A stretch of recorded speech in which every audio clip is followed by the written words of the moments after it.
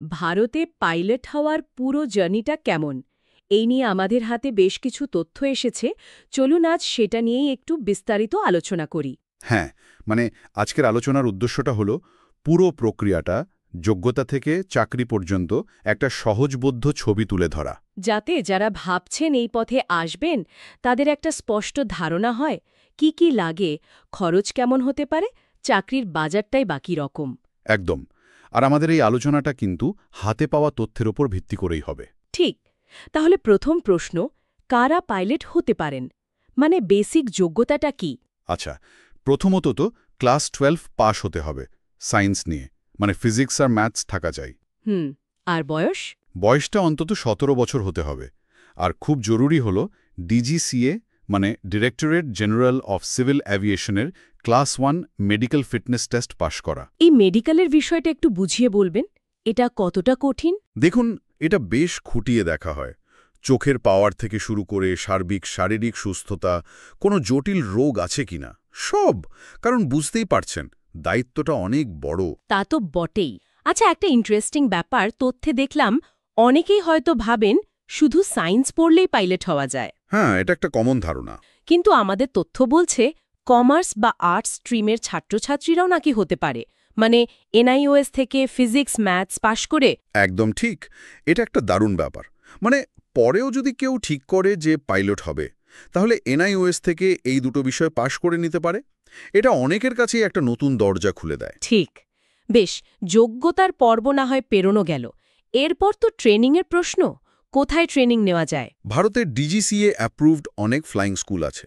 ধরুন চণ্ডীগড়ের ইন্দিরা গান্ধী ইনস্টিটিউট বা দিল্লির ক্যাপ্টেন সাহিল খুরানা একাডেমি।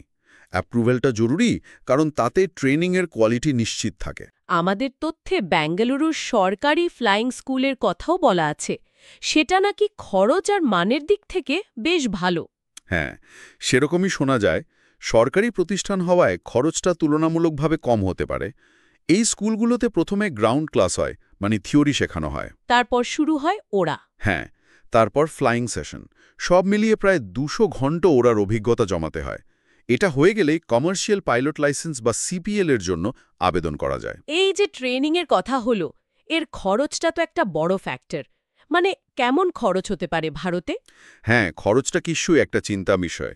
গড়ে 30 থেকে 40 লক্ষ টাকা লেগে যেতে পারে সিপিএল পেতে। ও, বেশ অনেকটা। তবে যেমনটা বলছিলাম, ছোট শহরের বা সরকারি স্কুলগুলোতে খরচটা হয়তো 10-20 লক্ষের মধ্যে রাখা সম্ভব। আর টাকার সংস্থান না হলে লোন টোন পাওয়া যায়? হ্যাঁ হ্যাঁ, অবশ্যই। তথ্যে যেমন এসবিআই, এইচডিএফসির মতো ব্যাংকের নাম আছে। এরা এডুকেশন লোন দেয় পাইলট ট্রেনিংয়ের জন্য। আচ্ছা। আচ্ছা, আরেকটা পথের কথাও তো উল্লেখ করা হয়েছে তথ্যে, ইন্ডিয়ান এয়ারফোর্স। একদম, ওটা একটা সম্পূর্ণ অন্য পথ। যদি কেউ এনডিএ বা সিডিএস পরীক্ষা পাশ করে সিলেক্টেড হন, তাহলে ট্রেনিংটা পুরো বিনামূল্যে হয়। আর দেশের সেবা করার সুযোগ তো আছেই। অবশ্যই। তবে মনে রাখতে হবে, এয়ারফোর্সের ট্রেনিং আর রিক্রুটমেন্ট প্রসেস কমার্শিয়াল পাইলট হওয়ার থেকে অনেকটাই আলাদা, আর কঠিনও বটে। বুঝলাম। বেশ, ধরা যাক কেউ কষ্ট করে সিপিএল পেয়ে গেলেন, এরপর কি সরাসরি এয়ারলাইন্সের চাকরি, নাকি আরও কিছু আছে? ওই টাইপ রেটিংয়ের কথা বলা হয়েছে। খুব ভালো পয়েন্ট ধরেছেন। সিপিএল পাওয়া মানে আপনি বিমান ওড়ানোর যোগ্য। কিন্তু নির্দিষ্ট কোনো মডেলের বিমান, ধরুন এয়ারবাস A320 বা বোয়িং 737, এগুলো ওড়ানোর জন্য আলাদা করে স্পেশাল ট্রেনিং লাগে। ও আচ্ছা, মানে প্রত্যেকটা নির্দিষ্ট বিমানের জন্য আলাদা ট্রেনিং। হ্যাঁ, সেটাই হলো টাইপ রেটিং। কেননা প্রত্যেকটা এয়ারক্রাফটের ককপিট, কন্ট্রোল সিস্টেম আলাদা হয়। এই ট্রেনিংটা বেশ খরচসাপেক্ষ হতে পারে। এই টাইপ রেটিং হয়ে গেলে তারপর এয়ারলাইন্সে আবেদন করা যায়, যেমন ইন্ডিগো, এয়ার ইন্ডিয়া। একদম। টাইপ রেটিং করার পরই আপনি নির্দিষ্ট এয়ারলাইন্সের নির্দিষ্ট ফ্লিটের জন্য আবেদন করতে পারবেন। আর স্যালারি কেমন হতে পারে শুরুতে? আমাদের তথ্য বলছে মাসে 1.5 থেকে 3 লাখ। হ্যাঁ, শুরুতে এরকমই থাকে। অভিজ্ঞতা বাড়লে, ধরুন সিনিয়র পাইলট বা কমান্ডার হলে, সেটা মাসে 6 থেকে 10 লাখ বা তারও বেশি হতে পারে।